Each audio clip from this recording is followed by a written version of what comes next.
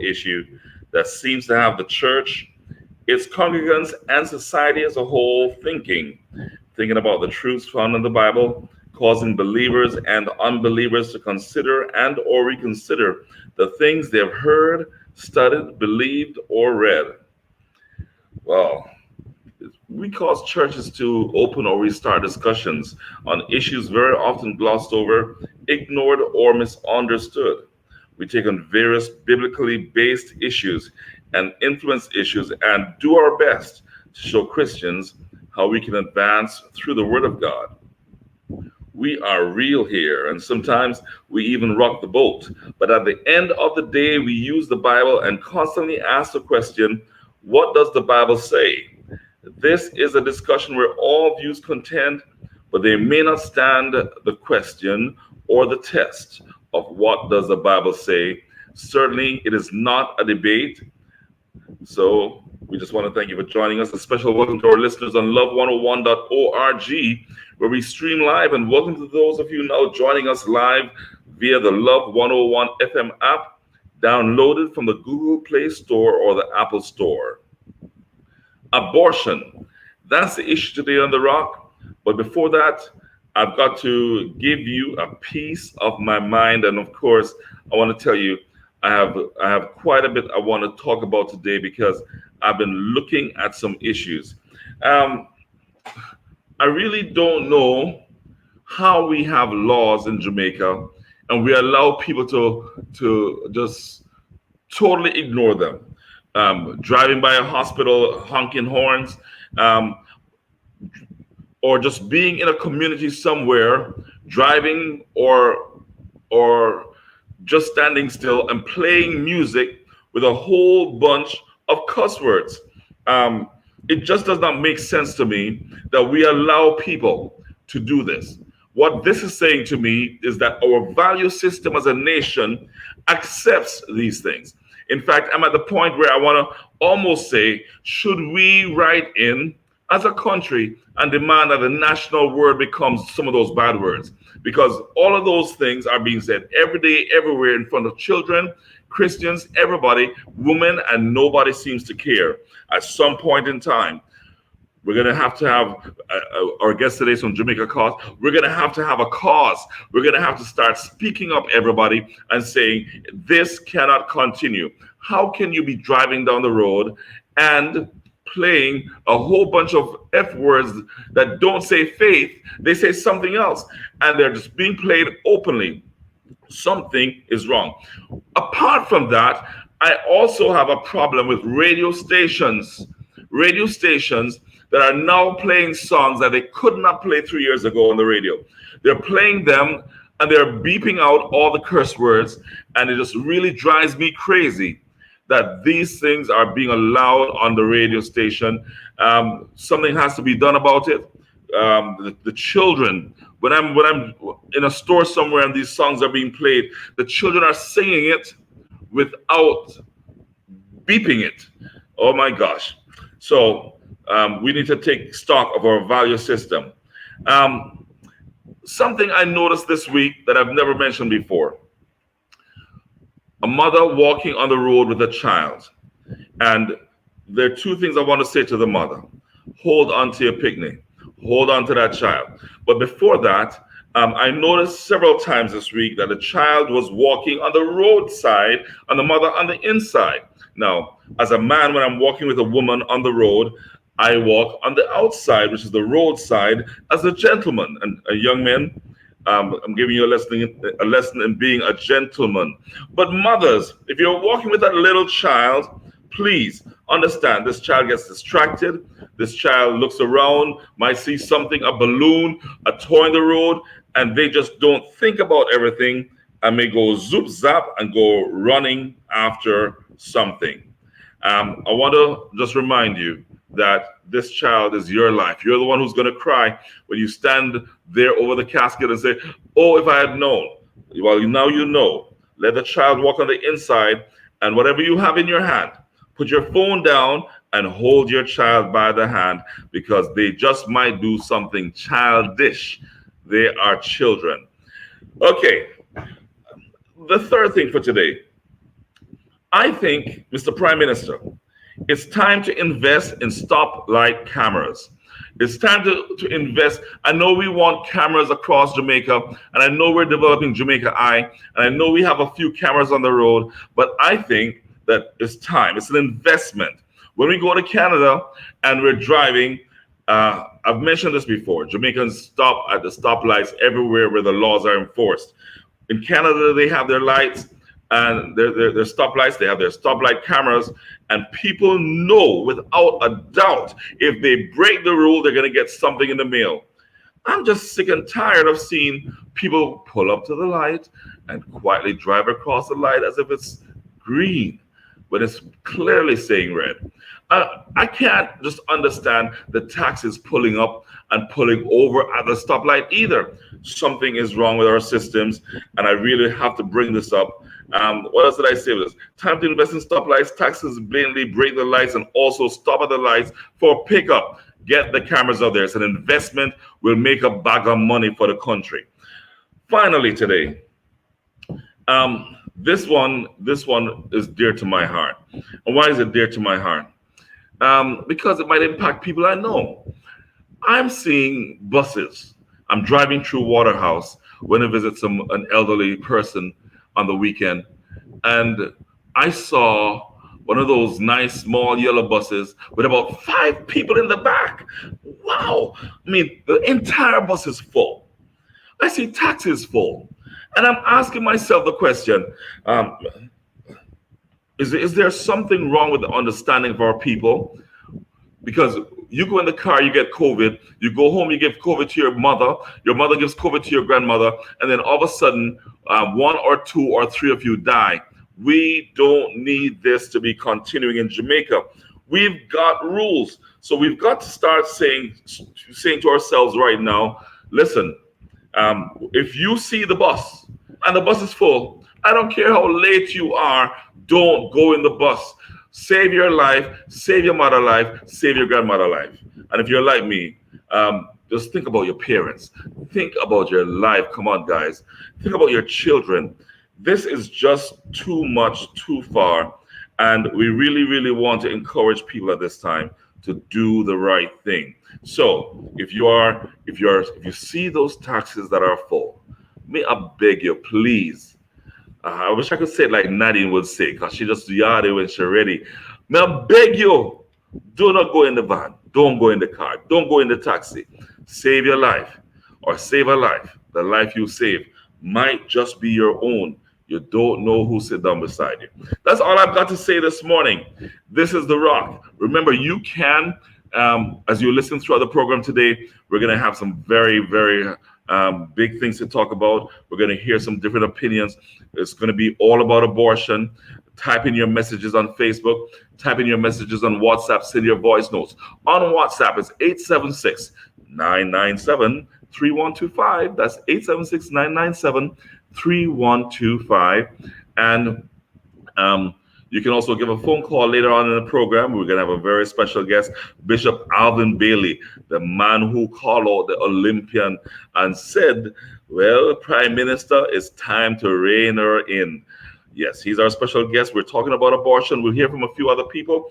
876-968-8327, 968-8328. Those will be the numbers to call later in the program at about 11 o'clock. We'll be right back here on your program. It's called The Rock. I'm Steve Blair, and I'm getting ready to hear from you.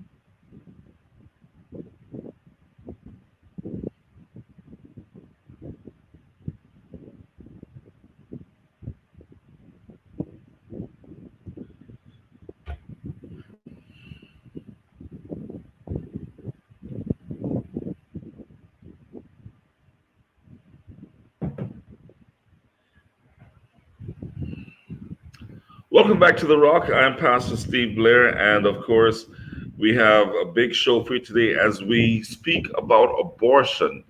And I know we've done abortion maybe about a year ago, but today, as we look at um, the the topics that are in the news, we do recall that just about a week ago, um, the big story in the news was Bishop Alvin Bailey calling out the Prime Minister.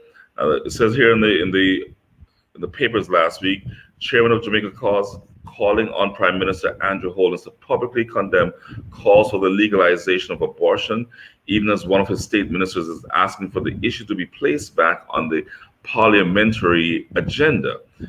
Junior Health and Wellness Minister Juliet Cuthbert Flynn has expressed her desire to see the issue debated in Parliament following Argentina's recent landmark ruling to legalize abortions up to 14 weeks. So, of course, they're now saying, let's bring this to a place where we are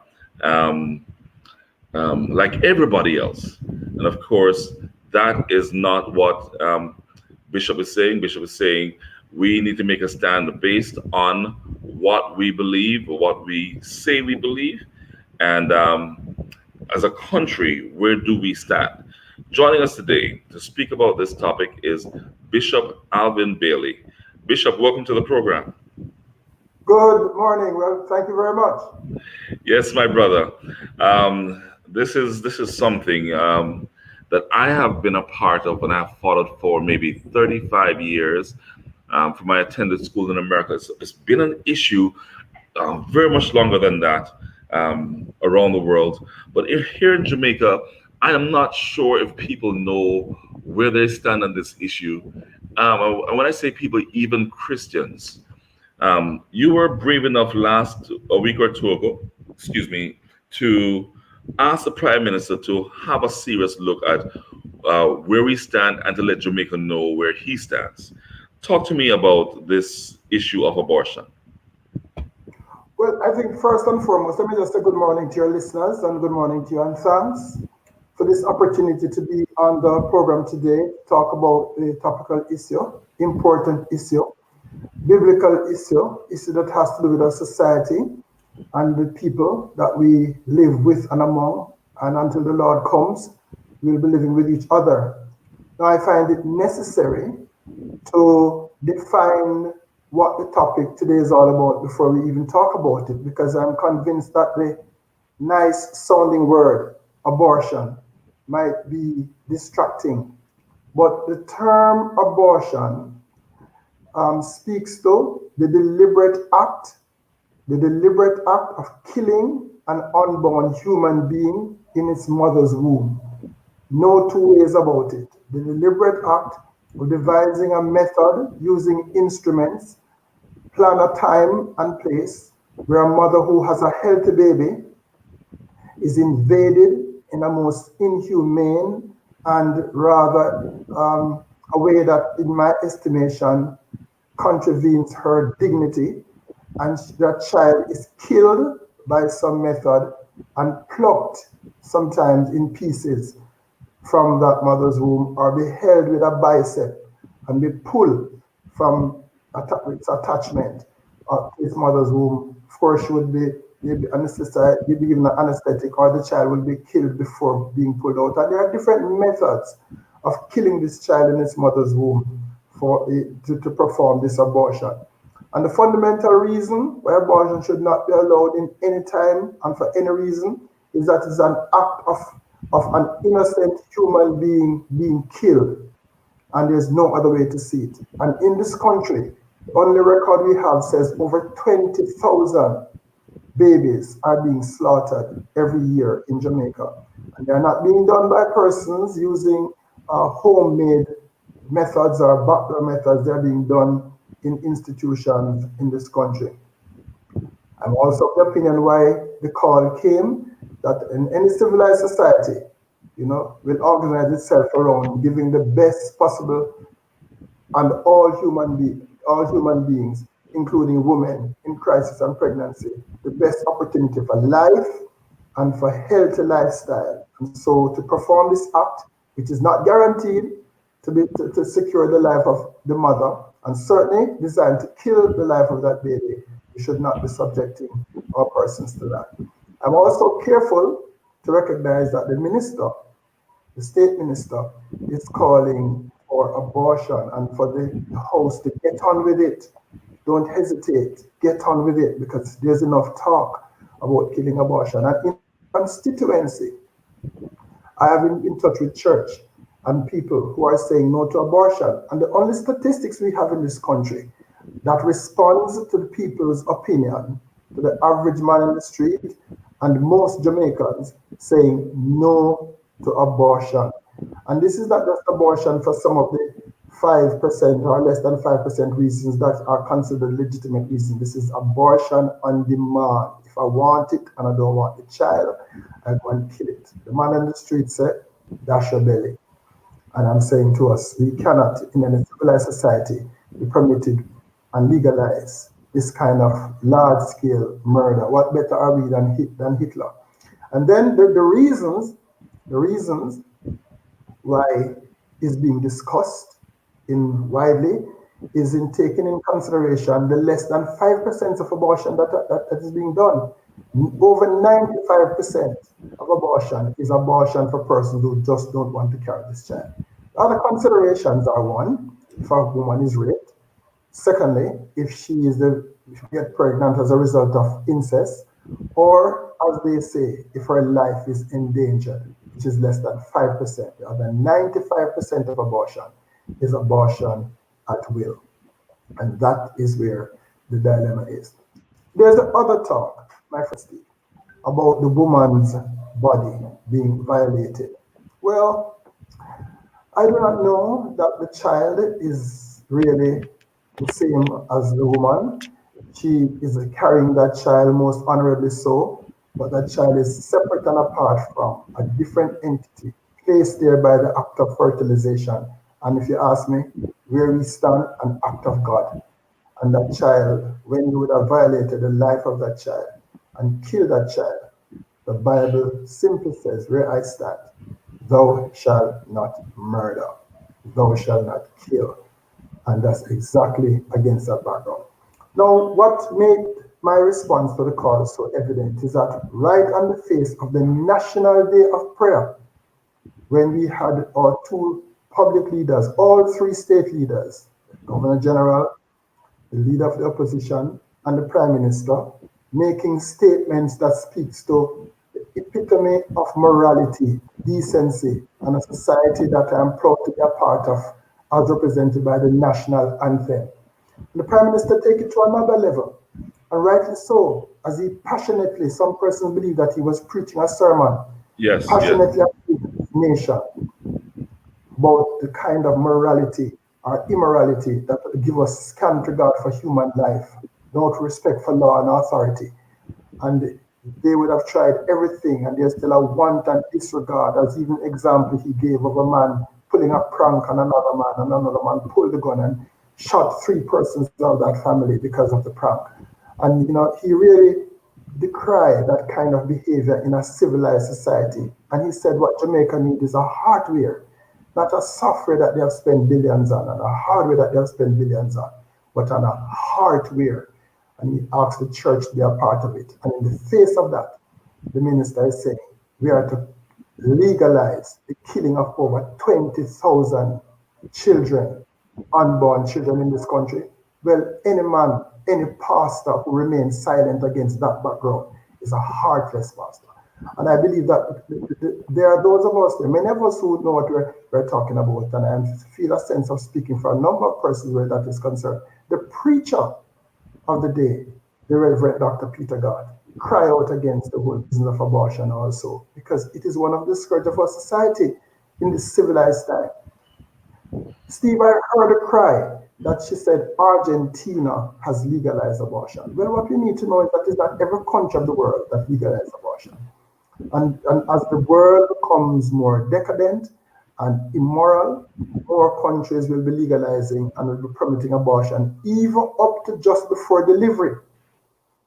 And the time of the abortion makes no difference. It is a child from the moment of fertilization until that child is born. So to say 12 weeks, if you ask me, it is just not on, man. You're killing and taking the life of an innocent child. So in the face of all of that, I said that, and she was going on with it. She wanted to get on with it. I said, she's embarrassing the prime minister. She's going against the kind of cultural morality of this island. Not the prime minister to have a talk with her, rein her in. And I will say it unapologetically, if she continues to speak in the way she has, without regard for the people of Jamaica who she represents, the ministry that speaks to health and wellness, which is a contradiction. You can't speak about health and wellness in Jamaica, where the prime minister is talking in the heightened morality and sanctity of the human life, and she is crying and going headlong into the legalizing the killing of over 20,000 children in this country. COVID, every billions of dollars is being spent on trying to get to save the lives of Jamaicans against being killed or taken by COVID, and we are killing the lives of healthy unborn children. We have absolutely no reason. And then I said again, if anytime, anywhere that the statement is made by anyone, especially persons who have a responsibility to this country, I'm going to ask that whoever they report to, if any of my ministers, I'm going to rein them in if they support abortion. And as the bishop and minister in my church, and any minister in any quarters where the minister is advocating for abortion, I'm going to feel free to ask the authorities to rein them in, because they are speaking contrary to human dignity, the sanctity of human lives, and against, of course, the Bible and God. We have to go to a break in a minute for the news, but let me throw something controversially at you. And I'm not anti-JLP or anti-PMP, but the fact that she's been placed in this position in terms of wellness and health, knowing before now her views on the topic, certainly demands the answer from the Prime Minister. Was she placed there purposely?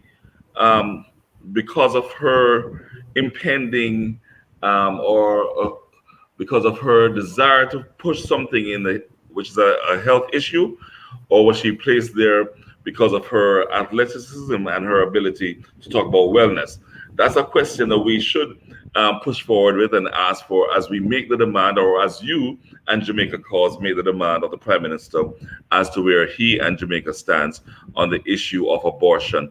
We do have a news break coming up for 10:30 news, so stay tuned, folks. We'll be right back here on The Rock with more from Bishop Dr. Alvin Bailey, and we will also hear statements from Canon Minott, an Anglican priest, deputy president and lecturer at the United Theological College of the West Indies.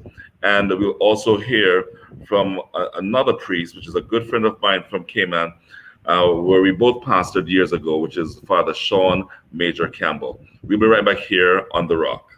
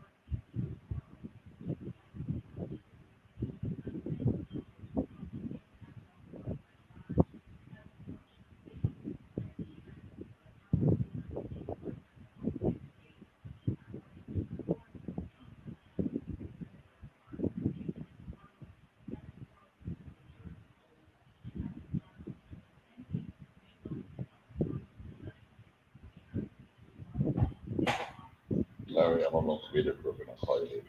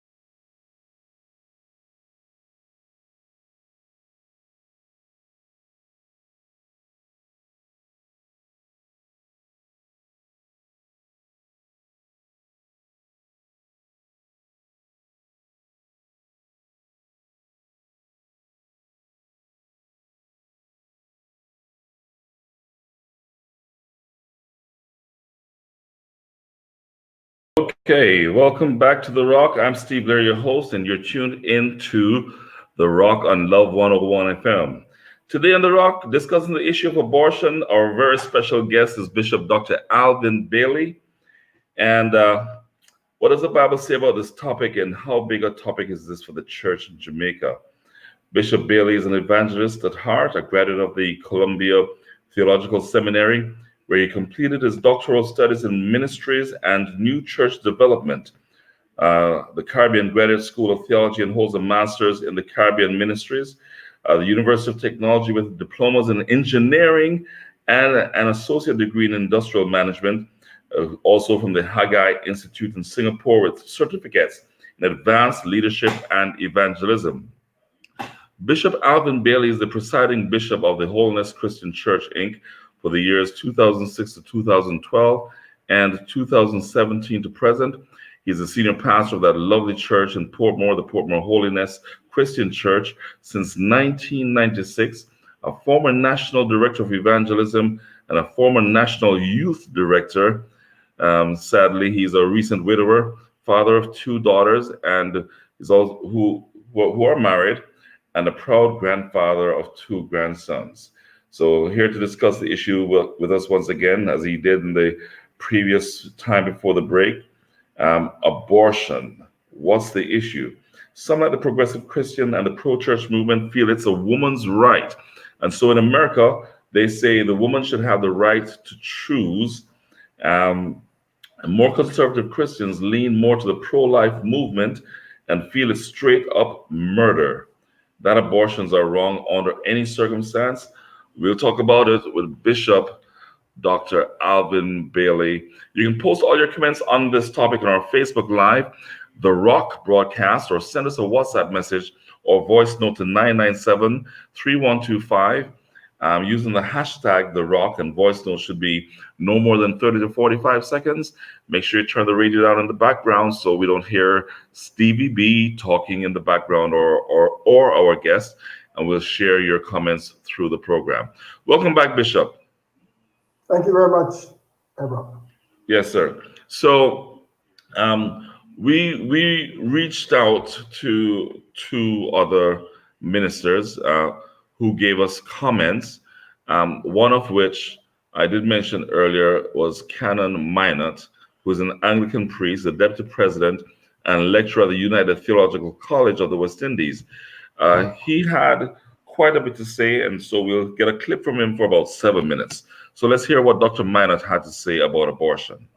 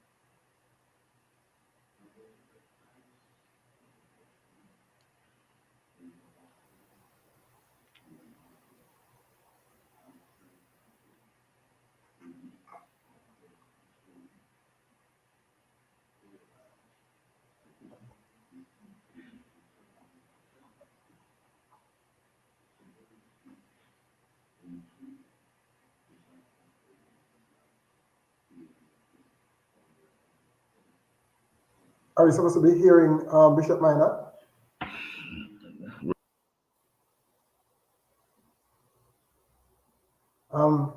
But you asked a question just before you left for the break, though, Pastor Blair. The matter of whether or not I think that she was sent to do the thing that she's doing. Do you remember that question?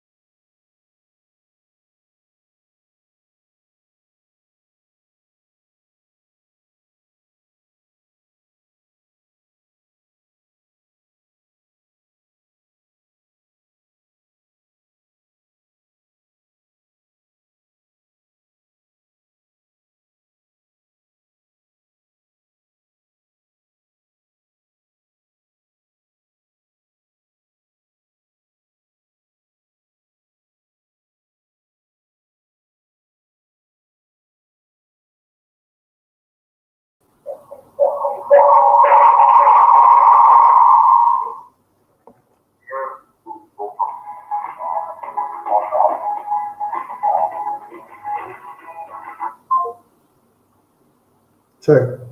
Okay. But you were able to see the things I typed up on the screen, Pastor Bailey. I hear this very last statement Yes. as to we should respect life at all costs and human dignity, and whether or not the mother chooses to have that child, she must be to have an abortion or not, she must be respected. That's the last thing I heard, and that Yes. I would like to comment on that as soon as possible. Yes, and he did give other comments in terms of providing support to women who choose to have an abortion under certain circumstances, to establish facilities, to establish holistic treatment for the pregnant women, and to give them support as they go along, to protect the life of the mother at all costs, are some of the comments that he made, and to repeal the 1939 legislation, especially due to the development of scientific knowledge and other developments around the world. So he never really came out and said, okay, this is what we expect. Abortion must go on, or I disagree with abortion. He gave maybe, let me say, an holistic point of view in terms of trying to say, this is what's happening. Let's deal with it. Bishop?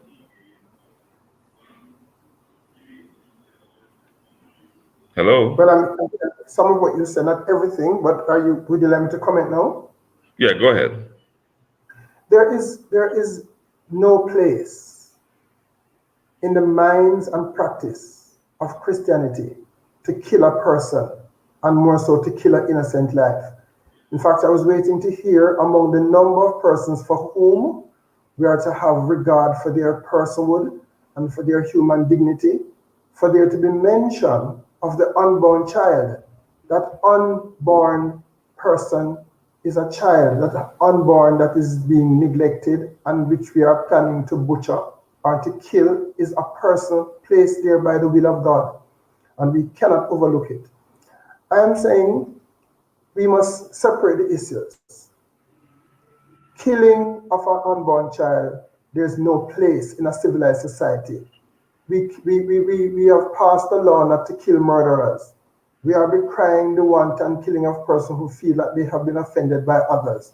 We must not kill the defenseless child in his mother's womb. Let us then talk about the less than 5% of concern for which we are prepared. Are we saying that? For less than 5% of quote-unquote abortion or killing that is done, they are for reasons that we are basing the 100% reason for legalizing the murdering of child. There is no place for legalizing abortion. Let me ask a question, Rev. Yes. There appears to be abortion at different stages, and I want to touch on that in a minute. But let me first talk on the issue of abortion for different reasons. The protecting of the mother. Is she going to die, for instance, if she has this child? Is that something that we say that we are against as a church? If the doctors say, well, you have to abort this child or else you'll die.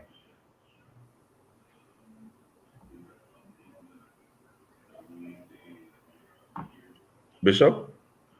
Yes, I didn't hear the last part of your statement. Yes. The doctor says you have to abort this child or you will die. No doctor tells anyone to abort a child or you will die. There might be a situation in which the safe delivery of the child will threaten the life of the mother, or the continued pregnancy of that child might threaten the life of the mother. But what the doctors suggest is not a butchering of the child, a killing of that child and then remove it. That is not done, Steve. What we know to have happened, in fact, up to a particular stage in that child's life, it poses no threat, and often the fetus or that young child is naturally aborted by natural circumstances. But when it reaches a particular stage, if there's that question, there is an induce of labor. The child is passed and allowed to expire with a sense of dignity. No mother who seeks to carry her child and value her child seeks for a doctor to go and to kill that child within her stomach. That does not happen. We are aware that if that happens and an induced labor takes place, the mother can live with the sense of peace that her child is born and die with dignity, as the minister is saying, rather than being deliberately butchered in her womb and plucked away. That is not done. It is Well, absolutely not done. well, I often give my public statement on abortion. It's extremely biased outside of my religious perspective. My grandmother had 15 children. The eighth child, which would have been the seventh child with my grandfather, was Bishop, the Honorable Dr. Herro Blair. If at that point when she was to have that child, the doctor told her that you need to abort this child. The doctor told her that you cannot carry this child. And my grandfather, being the man of God that he is, decided this could not take place. As a result of his stance, mind you, after he had Herro Blair, after they had Herro Blair, they had 7 more children. But for me personally, if my grandmother and my grandfather had said yes to the doctor, me, Herro Vern Norman Washington Blair Jr. would not exist. I wonder how many me's are not existing out there today because of people taking those positions. And that's an interesting observation. And what I would like us to also do as we discuss this rather sensitive topic, my brother Blair, is to bear in mind and to be considerate and compassionate about the many Christian women and others in society who might be listening to this program who were ill-advised, lack support, lack care, and so they went ahead with somebody's advice. And I would hate to think that might be even a preacher's advice or a pastor's advice to facilitate the termination of her child. I'm saying to you, if more care, more information, more support, more alternatives are given to some of these mothers who would think of aborting her child, they would not have done so. I had an interesting experience on a radio program last week, where it took place on another station to yours, where, and this is very interesting for your listeners, where the first name that caller began her program with was Alvin Bailey, who is asking the Prime Minister to rein in Minister Cuthbert Flynn. And I asked myself the question, are we saying that she's not accountable or that she must not be responsible in the way she speaks?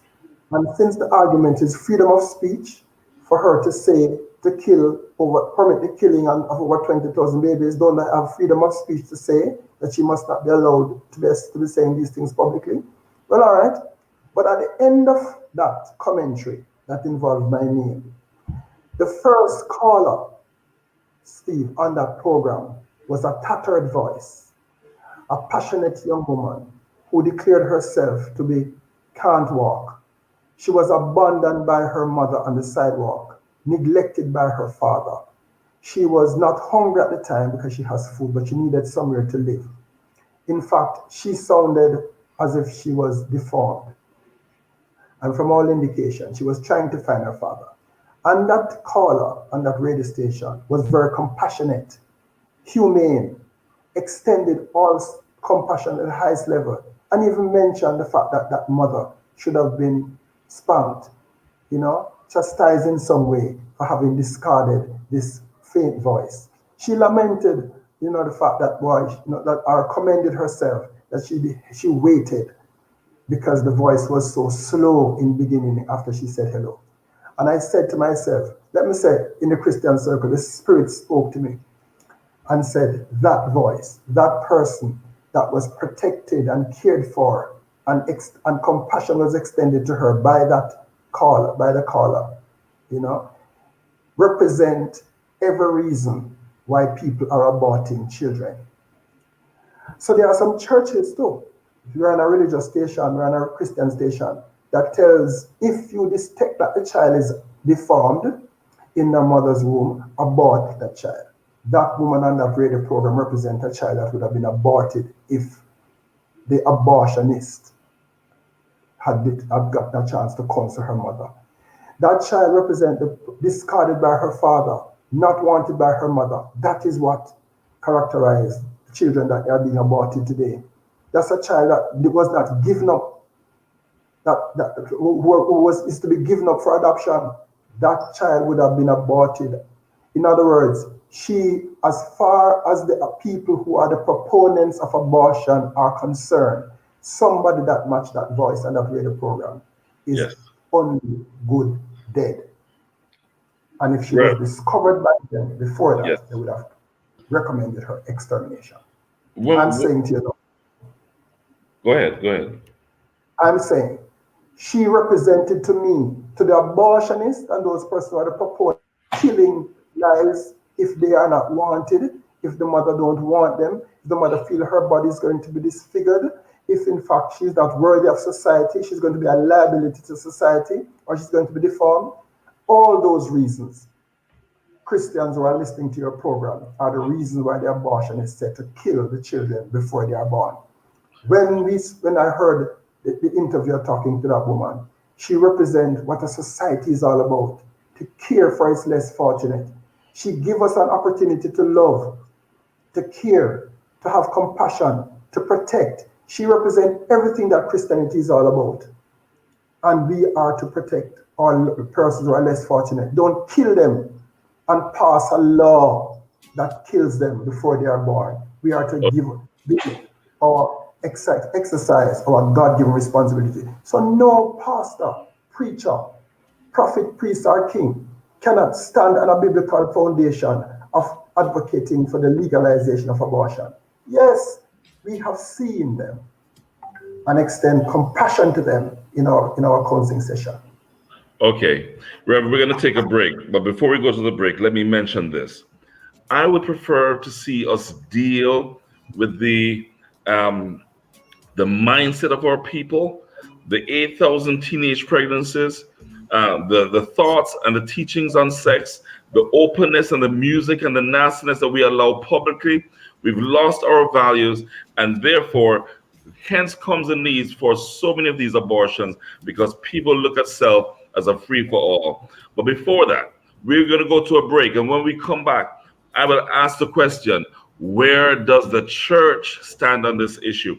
Are we doing enough to educate our members as to what's taking place across Jamaica and the world with abortion? This is The Rock. I'm Pastor Steve Blair with our very special guest, Bishop Alvin Bailey. We will be right back.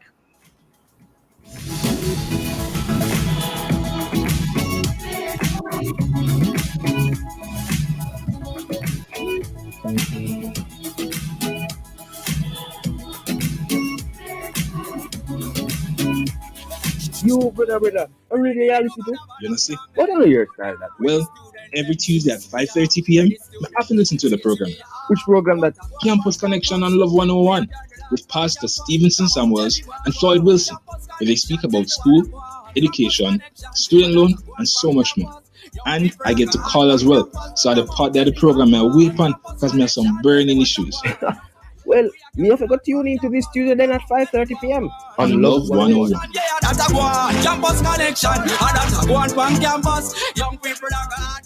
There is Love 101 invites you to listen to the 41st Annual National Leadership Prayer Breakfast under the theme Keeping Hope Alive. The breakfast will be virtual this year with speaker Reverend Dr. Dallin Toussaint of the Waterford and Edgewater Circuit of Baptist Churches. The virtual event will take place on Thursday, January 21 at 7:30 a.m. and will be live on Love 101 FM and streamed on our YouTube channel and Facebook page. It's the virtual National Leadership Prayer Breakfast this Thursday, January 21 at 7:30 a.m. right here on the family station, Love 101. There's hope in King Jesus. There is hope in God.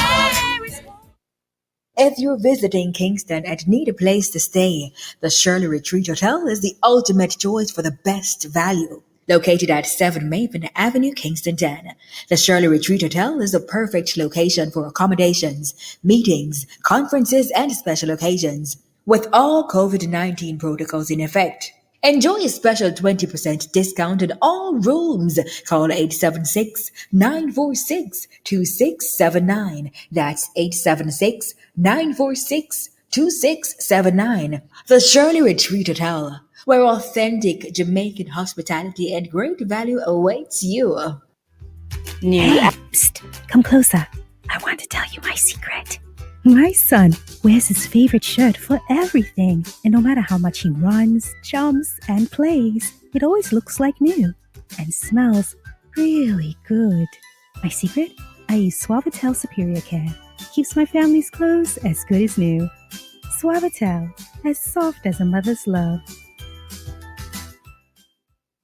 Are you an exporter, a prospective exporter, or have an interest in learning more about exporting? Then this virtual public forum is for you. Join the Jamaica Customs Agency and other industry players for a riveting and informative discussion on all things export under the theme Spotlight on Export, Embracing Opportunities, Confronting Vulnerabilities. Wednesday, January 20, 2021 from 10 a.m. to 12 noon. Visit www.jacustoms.gov.jm to register and participate, and click Connect and Converse with Customs. This is an online forum on export you can't afford to miss. Jamaica Customs, keeping our customers in focus. New at Courts, Ready Assist, the emergency assistance service that supports you and your family when life throws the unexpected. For as low as $279 per month, get plumbing, electrical, ambulance, optical, legal, and roadside assistance coverage for 1 year. Emergency assistance is just a phone call away with Ready Assist. Available at Court stores island-wide. Call 876-926-2110 for more info. Courts, bringing value home. Conditions apply.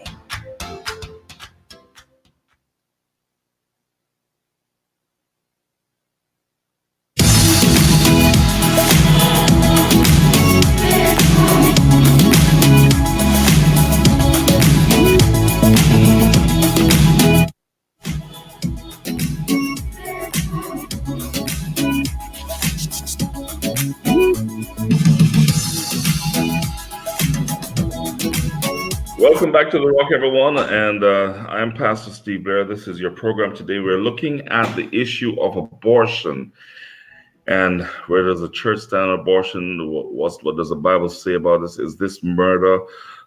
Should it be a woman's right to choose? That's one of the things they're talking about. Is there pain after abortion? One of the questions I would like to ask, because I've heard from so many women who've been there. Okay, we did hear earlier from one priest. Now we have another, Father Sean Major Campbell, who shares his thoughts on the issue of abortion.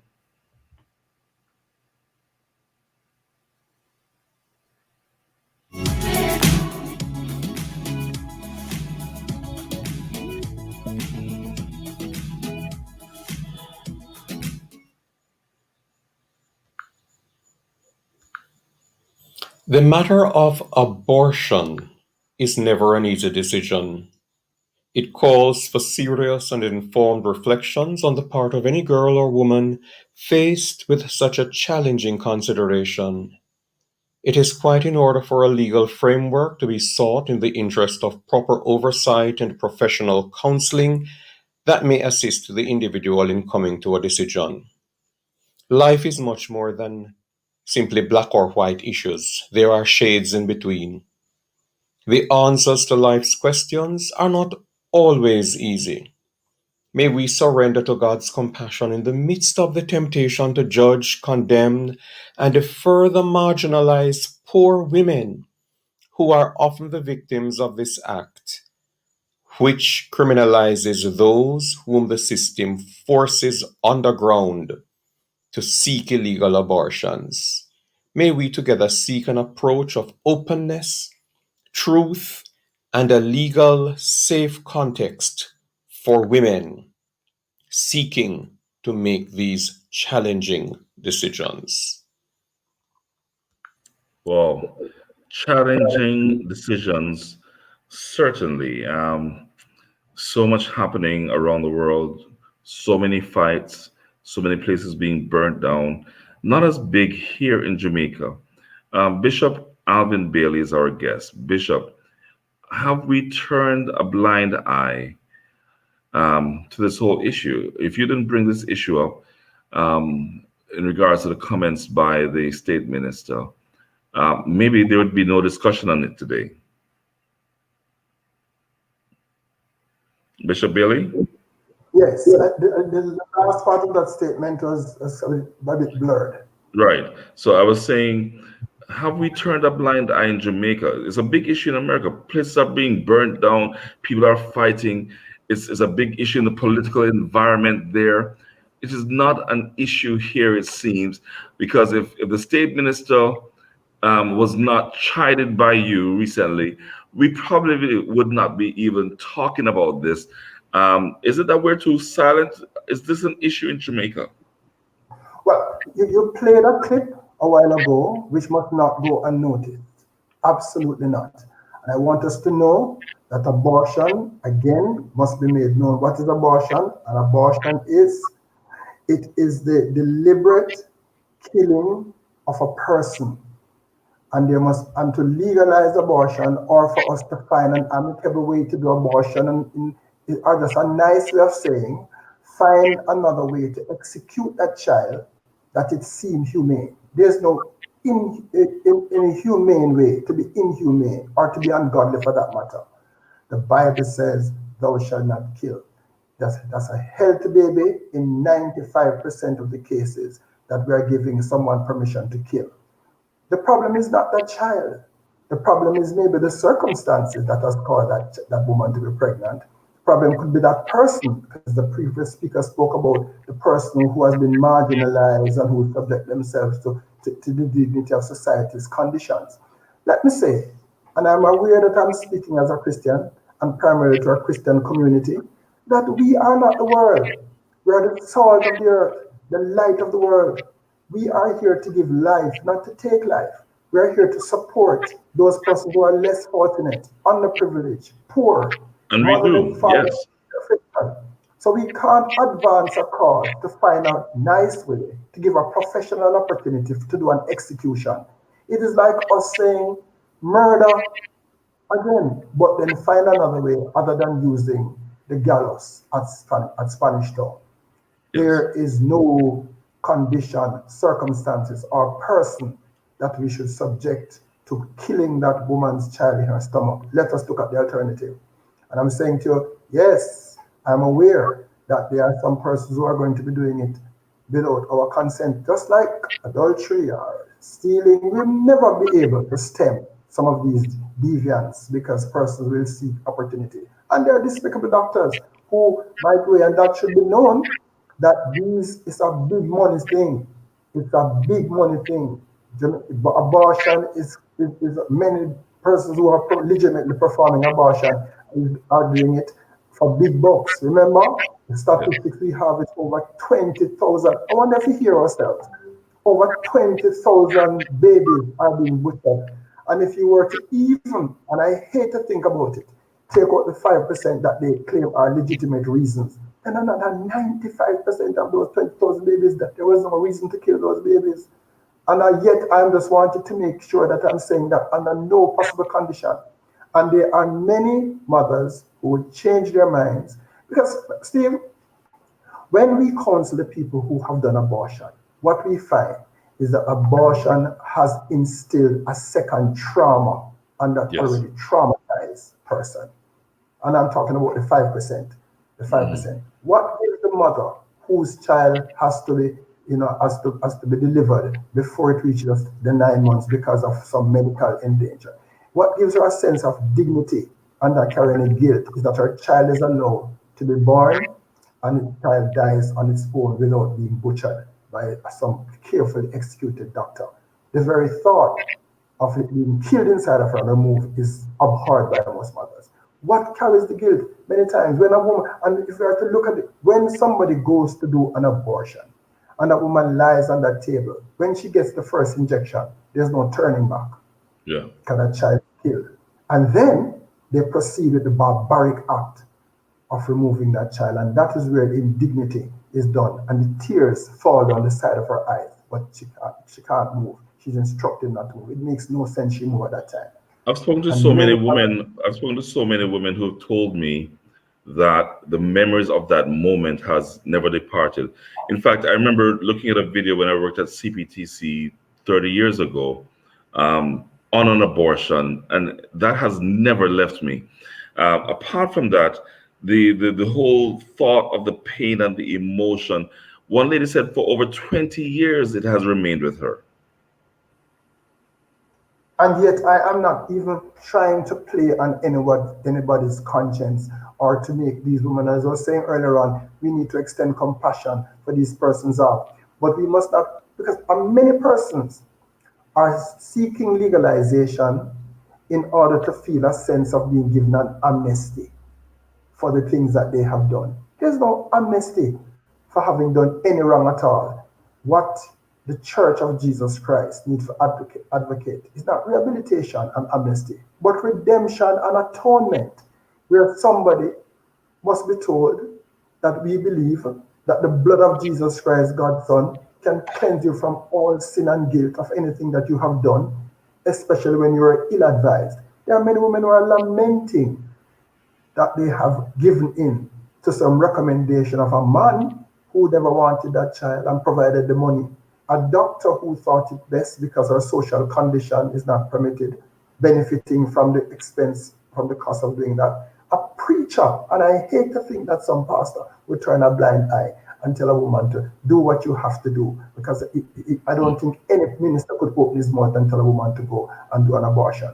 But then when you didn't offer her the higher good and option, then you have to stand before God for that ill advice. Bishop, you should be taking that woman in care and not promote the killing. And I want the Christian community to cry out loud and know that what this society wants to do, the society in which we live. And we might can't stop them, Steve, but then as the voice of God in the world and in Jamaica, land we love, eternal Father, bless our land, we must speak against abortion. God forbid that we should sin against the Lord and don't speak out against the butchering of the over 20,000 children that are being killed.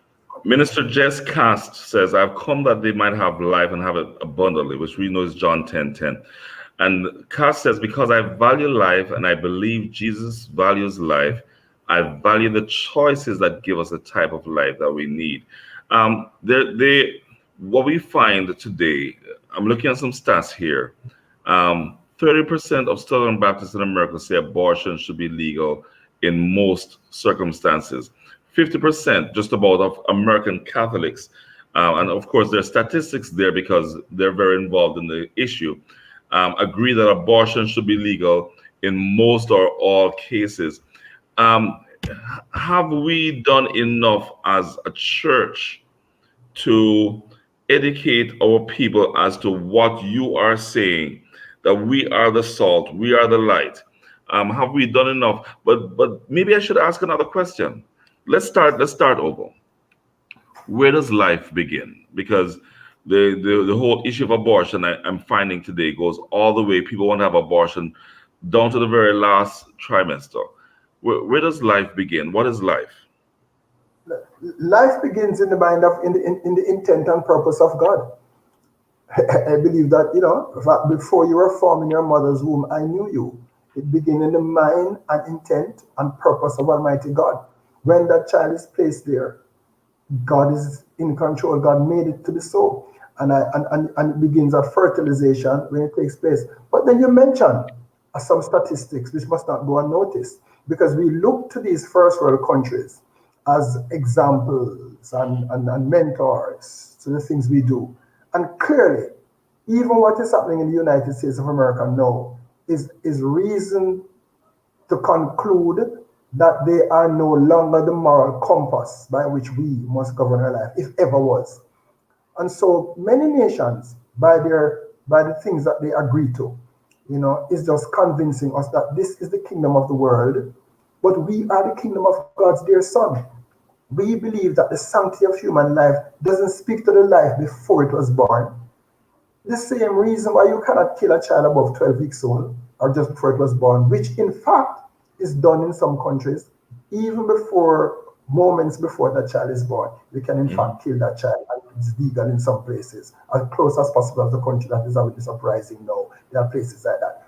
We, the people of God, must subscribe to the Christian principle and stop being like the world. If you ask me, and this is a very serious statement, by our fruit, you shall know whether or not we have been converted, because we could never have the same conversion experience, that like precious faith as the Apostle Paul, Peter, James, and John. And we are talking about, let this society find a carefully orchestrated, quote-unquote, humane way to kill some innocent children, but do it in their mother's womb before they are born.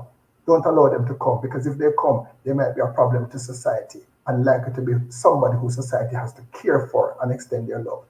But I'm saying to you, even that being the case, if the world wants to do that, we cannot advocate it. And I think that from the Bible I read, and the spirit that lives in my heart, and I don't make any apology for the spirit, because I was a dog heart.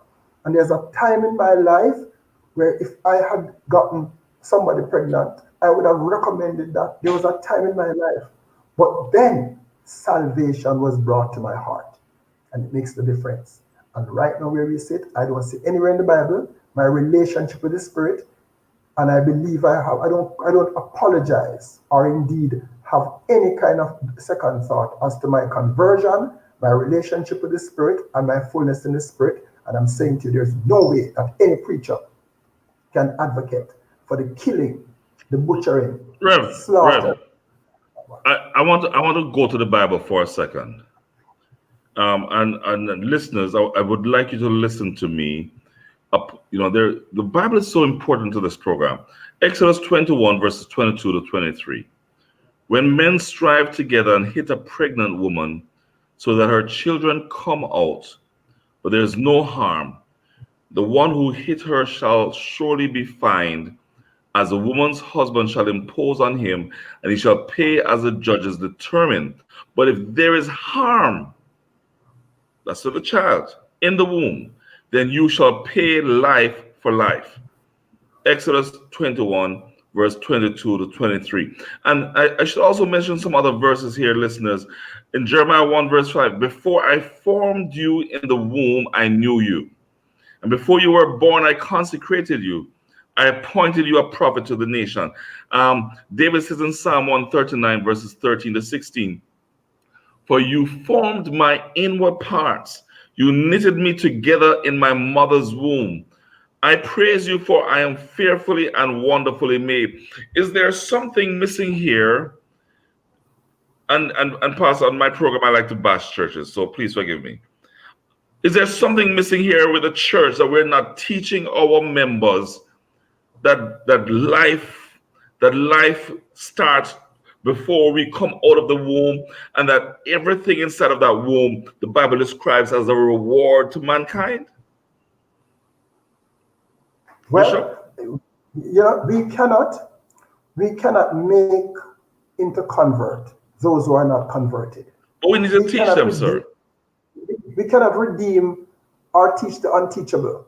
And the beginning of that disposition to be taught the things of righteousness is conversion, right? And for me, there is absolutely none. But then there's reason to look. Let us look at those persons, reasons and persons why somebody would want to tell me as a preacher to allow for abortion or to facilitate the legalization of abortion. There is an unfortunate situation to a woman, to one of our sisters, to one of our mothers. Are we saying that one of the amicable or the most amicable alternative is to tell her to kill that child?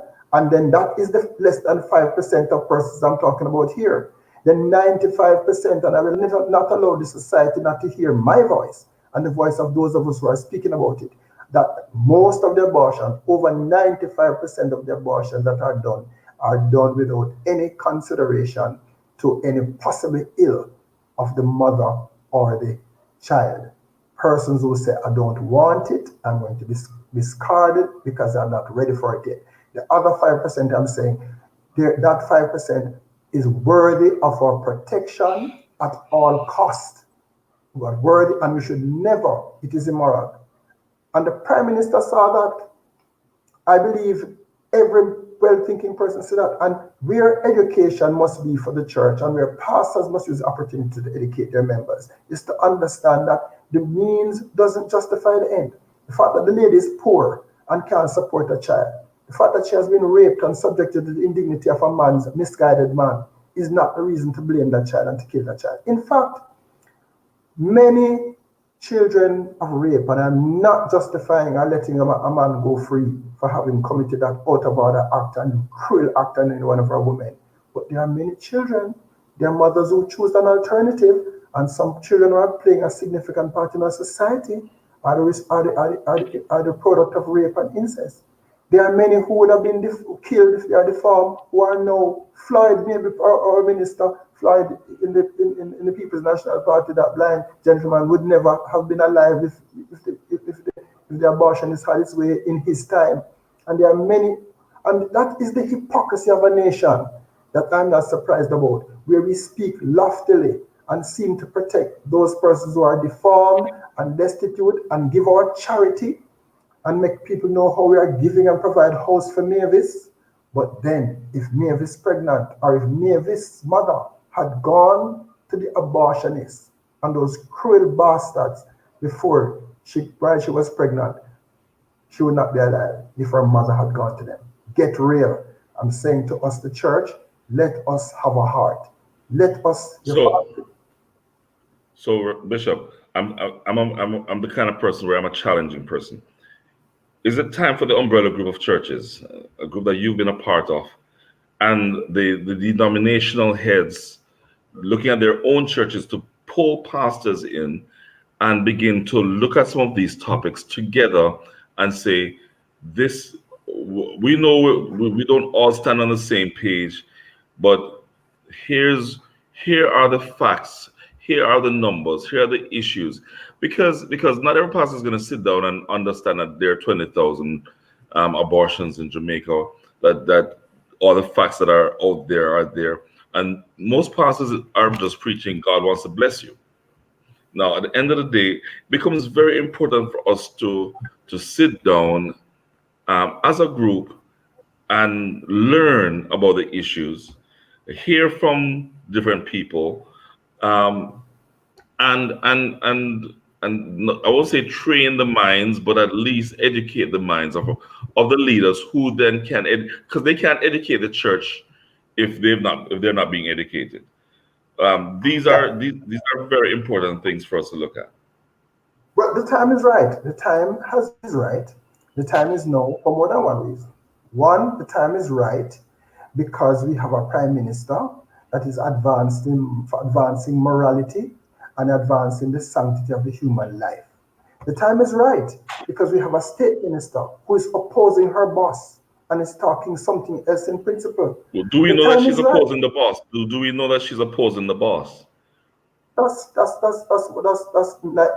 left and right. If our boss is saying, and we're crying, the disregard for human life, and asking us to employ hardware, and she's saying kill unborn children, which takes the absence of hardware, that's a contradiction, especially in this time when COVID, the Prime Minister and the Ministry of Health has put their millions behind protecting lives from the death of COVID. And we don't even know if it is going to damage our society. And we're talking about human mortality. We're talking about killing some more children from our society because 95% of the reason because mothers don't want them. I'm saying that's a total contradiction. And that's why I asked the Prime Minister to consider the possibility of speaking out on the matter. Listen, you know, one of the reasons why some of the churches still backing Donald Trump, because his belief on abortion. Yes. Because his belief on abortion. Well, not just his belief, the belief of the opponents and the actions of the opponents, but not necessarily Mr. Trump. And that's where the problem is with him. Yes. Yes. Well, that's right, but because he embraces it, he embraces the absent and the do without. And I've heard it, the amount of money that the previous administration gives to Planned Parenthood, which is an organization which is to legalize and carry out the act of abortion, and with they roll out drums and drums of aborted babies, parts and fingers and thumbs and heads and that the United States used to give to that organization was slashed significantly by dollars, and so he gained the favor. Well, I'm saying that this any government that legalized abortion in Jamaica is going to come against serious opposition to the church, because the church is interested. Can you ask the question, Steve? Should we be training the church? Well, let me tell you, if these reasons never come, there would have been no reason for the church to heighten this education and this information and the Christian community. And again, another reason, because there are some clergymen, unlearned, who are still saying it seems as if, or saying that the most applicable way is to facilitate a kind of abortion, either unlearned in terms of sociology, or unlearned in terms of theology, or unlearned in terms of conversion. They are unlearned because there's no place for that. Yes. Okay. So we're going to go to a break. We do have some messages on WhatsApp, and we do want to hear from our listeners. And so if you've not sent in your messages yet to Facebook or to WhatsApp, please do send it in. You can also feel free to call in 968-8327, 968-8328. The WhatsApp number is 9973125 is the number. And we're also on Facebook and YouTube. We'll be right back. We do want to hear your comments on this worldwide issue, which is also an issue right here in Jamaica, the issue of abortion. This is The Rock. I'm Pastor Steve Blair.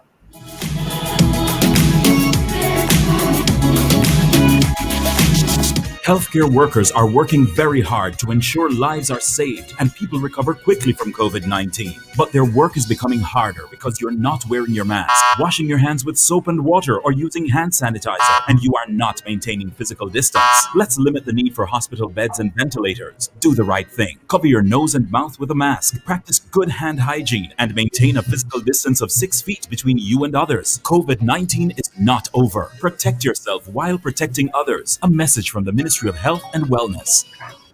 Now more than ever, Protex reminds you to wash your hands. A 40-second hand wash with soap could help prevent COVID-19. Look for Protex at your nearest store. New at Courts, Ready Assist, the emergency assistance service that supports you and your family when life throws the unexpected. For as low as $279 per month, get plumbing, electrical, ambulance, optical, legal, and roadside assistance coverage for 1 year. Emergency assistance is just a phone call away with Ready Assist. Available at Court stores island-wide. Call 876-926-2110 for more info. Courts, bringing value home. Conditions apply.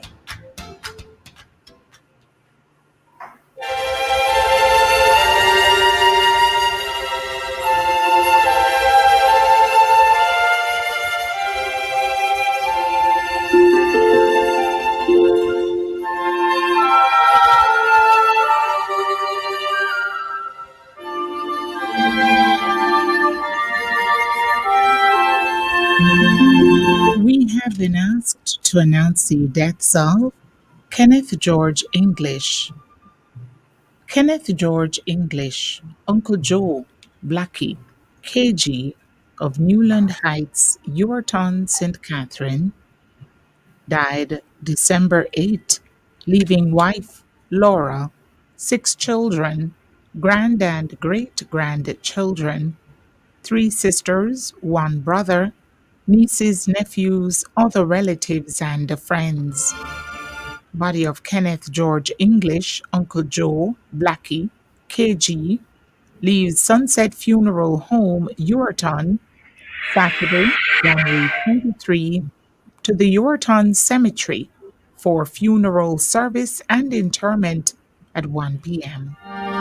May his family members and friends find peace during this time, and may his soul rest in peace.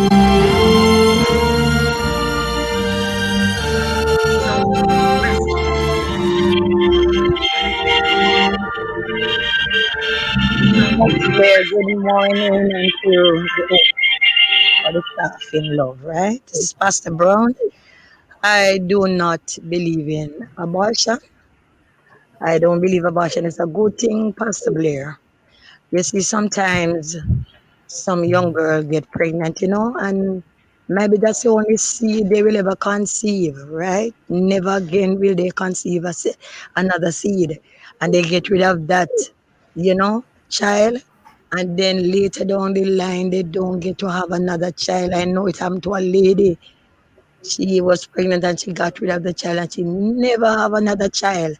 I do not believe in it. Possibly when I got pregnant with my first son, I was going to school and they told me that even the doctor was telling my mother I was too young and to let them have abortion. And let me tell you, I have a blessed child and I'm so grateful to God for that child and that my mother never, listened to what the doctor said and commit that crime, and because I would have it to live with today. So I do not believe in it, Pastor Bear. Let them have their child if they need help. People will help them if they ask for help. Right? God bless. Is there more? This abortion, it is murder. Just like how we sit back as a child of God for years and allow this generation to take over with evil, the world.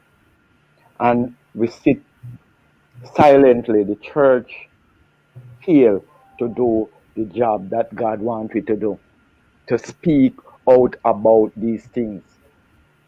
That people now can come who say they represent Jamaica, represent a nation, and speak about doing abortion, killing a child.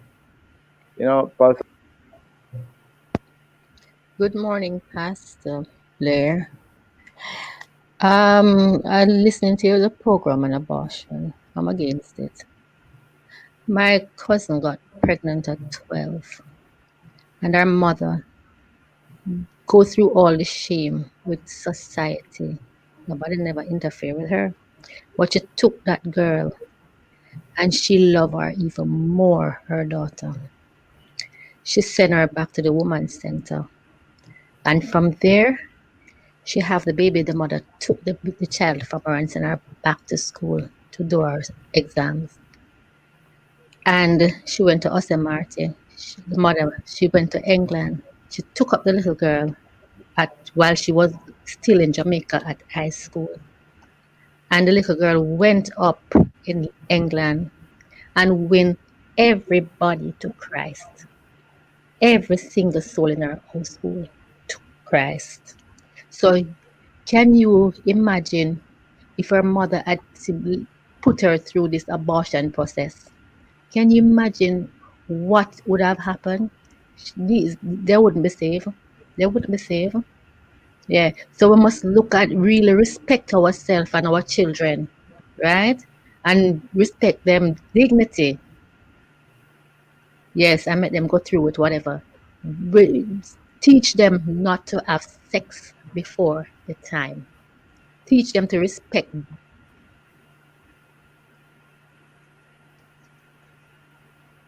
Blessed be the God. Good morning, Pastor Blair.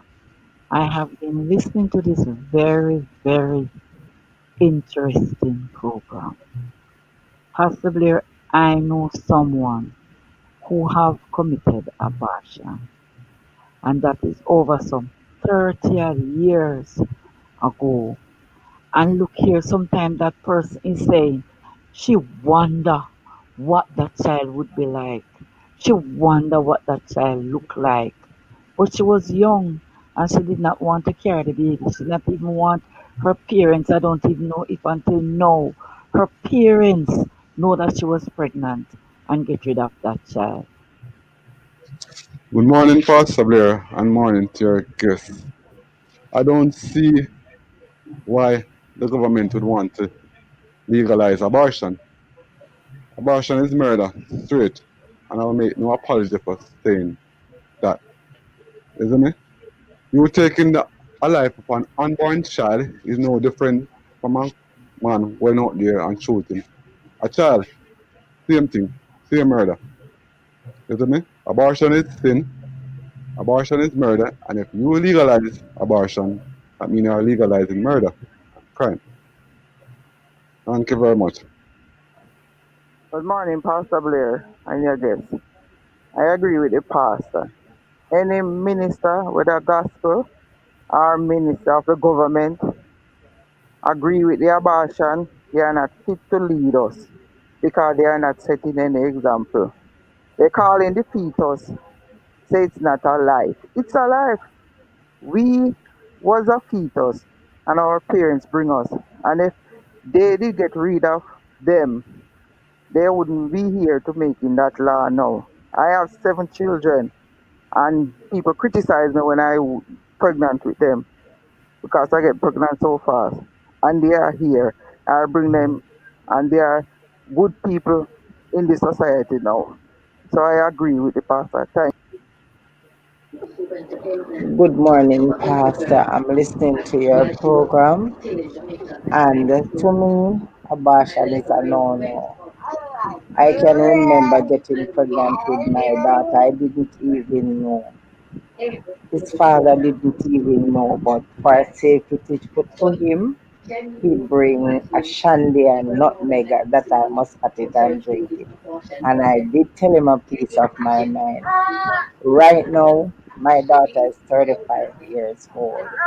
And if I did abort her, I would never have another daughter. I have 5 sons after her, not another daughter. Again, I said if I had put away my child, today my conscience would be beating me badly because I don't have no more. That's the one and only one I got. Well, Good morning to the panel. That abortion is wrong. From the pit of hell, it is wrong. The Bible speak about, I don't remember where in the Bible, but it said it's better for a man to put a millstone around his head than to touch one of his little ones. Good morning, Pastor Blair.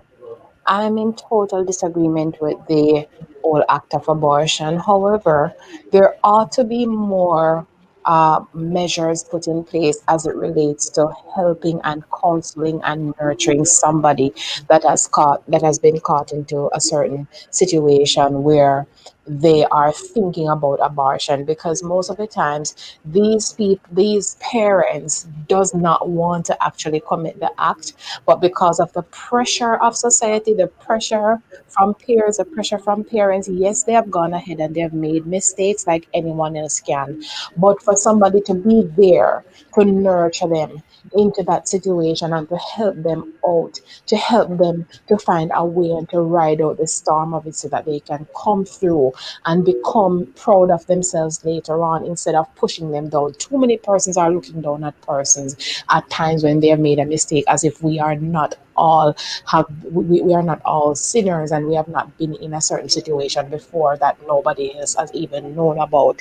So I think that there ought to be measures put in place where persons can be helped, persons can be more counseled, and also be educated on the basis of not having, sexual activities before marriage. More implementations must be put in place in order to help persons out so that we can see less of these activities in our society. Thank you. okay. We have a call. Caller, welcome. Hello. Good morning to you. Okay, I think we have a bad connection. Are you hearing? That's all I want to say right now. Counselor Bird, if her mom did abort her, she would not run for Jamaica and be what she is today. So I would like her to go to repentance ground and think about that. God bless you. Okay. Thank you for the call. We have another caller. Go right ahead, please. Good morning to the rock. I've missed you. In studio and out of studio. Good morning to you. In truth and in fact, me just come off RJR a while ago. Okay. Okay, but I thank listened to the God for beginning. love. I listened to the beginning of the program and listen Yes. where it was going. Mm-hmm. But you see, this whole matter of legalizing things. When you legalize something, you tell the whole crowd, so the whole we accept it, you know. That's what I don't like about them legalized business there. Because them legalize this ganja thing, you see. And when we go down to Portmore for shop, there's no smoking in public, you know. When we go down to Portmore to shop, me can't get a breath of fresh air. Every young man, all who sell a own or sell a ganja cigarette in their mouth, not the public. So you see, Jamaican people, you have to be careful when them say, nobody no bastard, everybody top married. You have to be careful how you put certain things out there. Yes, yes. Them run away with it. Everybody top married, you know, pastor. And me that watch it. It come like a way down the road, God have to turn on back some marriage. Because them days you couldn't pregnant in a certain place if you're not married. Yes, something need to have been corrected. But it's how we correct them. Correct. Yeah? Now this matter of abortion, you see? You know what come up in my mind? This man sitting at the gate, the temple gate, beautiful. where cripple from him born, no? Yes. And Peter and John walk up there and him get deliverance, and Jesus go down the pool of Bethesda there. You know what I mean? All of them that come up in my mind. And the whole idea is people just take the sex thing just in truth and in fact. Sex is a very important thing. It was made to procreate. Yeah? But God did have to put the pleasure in there or else they wouldn't procreate.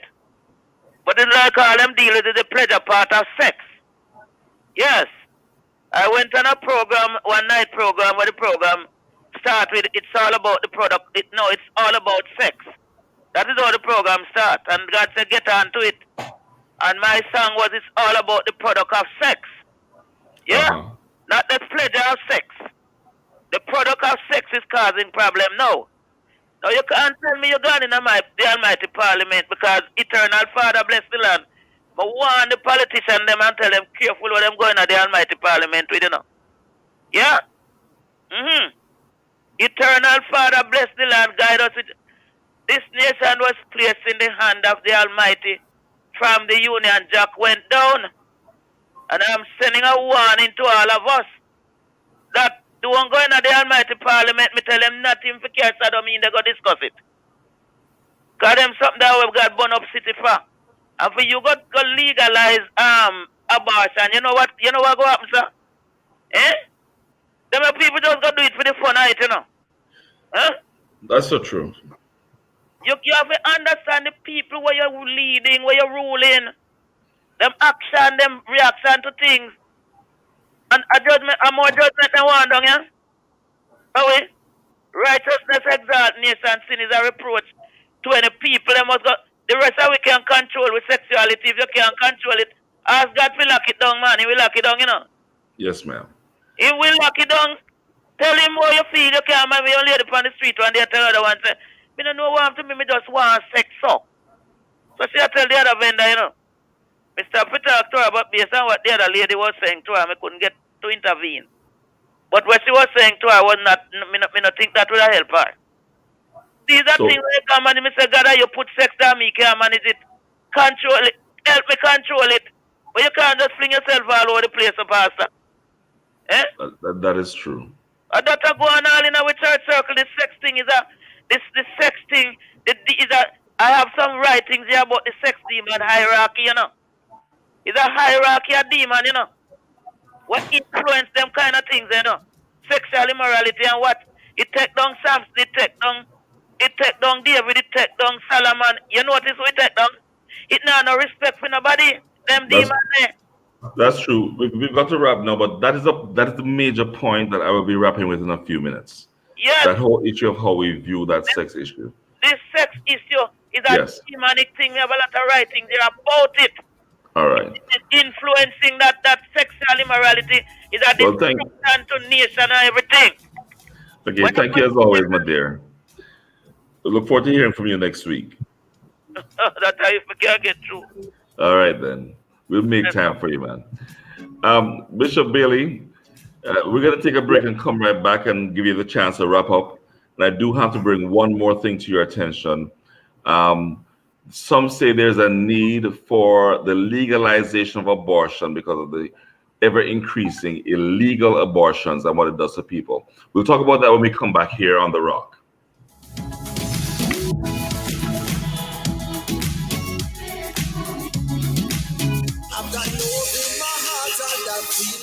This Testimony Tuesday inside of Live 1 to 5, January 19th. Stay tuned for an edifying encounter through inspirational stories and music. 2 o'clock, join us for Prayer Blast. Inside the Evidence at 2:15, Evangelist Shireen McPhail will join us to share a powerful conversion testimony.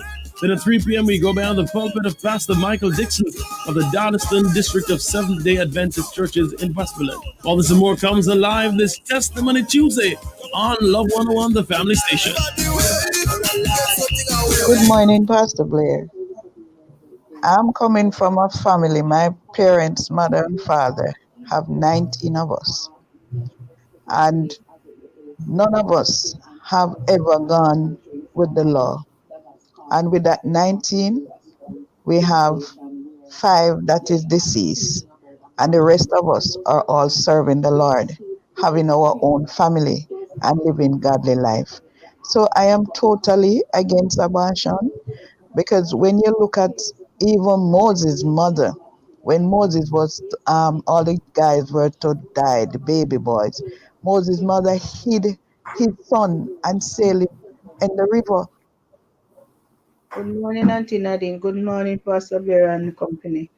Yeah, I just want to say I'm not in agreement with abortion because when I got pregnant with my first son, I was so sick.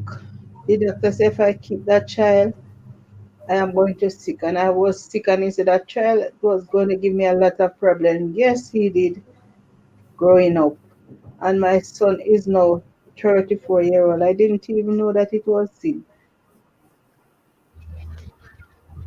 Good morning, Brother Blair, to you and your guest. Abortion is a no-no. I got pregnant at 35 and I have to go in fasting for more than 1,000 times, seaside, in the bush, everywhere. And I fast a prayer. I have no idea about abortion. But I don't think that should happen in Jamaica. Because if we are killing right now, like we are going crazy, you imagine when they legalize abortion, these ladies would just go anywhere and throw away these children. Good morning, Pastor Blair. Blessing to you and the panel. My name is Jacqueline. I'm calling from Clarendon. Anyway, I am in total disagreement with abortion. The better you teach them safe sex more than have abortion. Because the child that you're going to be aborted, you don't know what the child going to become. The next Prime Minister of Jamaica, the next doctor, the next teacher. You know? Good morning, Brother Blair. Good morning, counselor. Good morning. I just want to share my view about this abortion. Abortion is wrong. It is a sin. But let me tell you, I have a testimony. When I was 14 years old, I got pregnant by rape. I was raped. And I don't know how to handle it. And my stepmother found out that I was pregnant.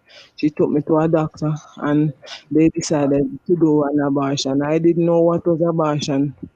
I don't know nothing about it because I never hear that word in my mother home before. So now I'm living with her. I don't know these strange things. And let me tell you, I rushed to my neighbor and tell her what happened, a senior woman. And I tell her I want to find my mother. And I send a telegram to my mother. It is 28 years I'm talking about. My son is now 28 years old and he is now an evangelist. I don't have another child. He is my one and only child. What if I had about that child? Where would I be this morning? Morning, Brother Blair. I had 3 points to be made. First one, life begins at conception. So anywhere along that you take that life, it's murder. 2, Every abortion is violence, whether they poison the baby with salt, they cut him up, or they murder him otherwise. Three, what's the difference between a baby 10 minutes before birth, when it can be aborted according to partial birth or the full term abortion, or 10 minutes later when the child has passed down the birth canal and is outside? If you kill that baby after he's born, it's murder. But if you kill him 10 minutes earlier, it's abortion. That don't make sense. Wow, that's a important one. Bishop Bailey, we have 2.5 minutes to wrap. Don't know if we have much I time just to want talk to about. say that it is time for the Yes, conversation to begin, but not about the legalization of abortion. It's time yes. for the conversation to begin about the alternatives to abortion. I will engage Mrs. Cuthbert Finn, and the government and the church must prepare itself and facilitate that kind of engagement. I am saying that we should abolish, use the authority and abolish that act that is before Parliament, put a special committee in. Okay, looks like Bishop has been cut off. He'll come back on, but I do have my comments, and I'll give my comments, and then I'll even see if we have time for a prayer. My argument today is that the society has allowed sex to be a rampant part of our daily lives. Children are having sex from before they're 10 years old. The music on the air is disgusting. The TV shows are atrocious. The ability to see blue movies and pornography and even homosexual scenes is totally and completely available to the eyes of our children, and is going to be taught in the schools that it's okay to be homosexual. Immorality is rampant, and those in the world don't see it as a problem, and so sex is it. Abortion becomes necessary because people are getting pregnant and they are not prepared for it, so they make the choice to have sex. So they feel that they have the right to choose what they do to their bodies and with their bodies. But a child in your body is not your body, it is another person's body. Mary said in Luke 1, verse 44, that when she was greeted by Elizabeth, the child leaped within her. It did not say that Mary leaped. This is not, and on my program, this is called The Rock. I've never ever taken on a topic that I've been so passionate about, because I would not be here if my father was aborted. That child is in you. A future Herro Blair, a future Usain Bolt, a future Andrew Holness, Bob Marley, a future national hero is inside you. So I want to encourage you today. If you're talking or thinking about having an abortion, we are here to encourage you. We're here to help you. And as always, my phone number, 876-295-9141, is the number I give. Don't abuse it, but it's available. Save that life. Bring forth that blessing. My comments to all of Jamaica. And it's not a religious statement. It's not a political statement. It's a statement that said, my life almost never existed. The many saved, the many delivered, the many young men out of prison, the many boys in the foster homes that I've worked with and helped would not have gone through their elements of deliverance and hope if my father was aborted. Let's pray. Father, I just thank you for this program today. I pray that you'll reveal to your people and the church across Jamaica the importance we have to make a difference in our country. I pray, Father God, for this station called Love FM, that you will bless it, increase the numbers, increase the revenue, so that we can indeed be a part of transforming this country. The immorality that is going on, and the fight to make the fight to make the immorality grow and strengthen. We take a stand against it, and we pray that this station will succeed above and beyond every measure. In Jesus' name. I'm Steve Blair. This is The Rock. I want to thank our producer, Kathy Gale. Kathy, wherever you are, this is the best that we've had. Those comments from the other priests, all the statistics, I thank you. Nadine, I thank you. All the listeners, I thank you. This is The Rock. I'm Pastor Herro Vern Norman Washington Blair, the son of the could have been aborted, Bishop Dr. the Honorable Herro Vern Blair. God bless you. Thank you so much, Steve and Bishop. Have a wonderful rest of the day. Thank you for listening to The Rock. And we trust that you were enlightened and indeed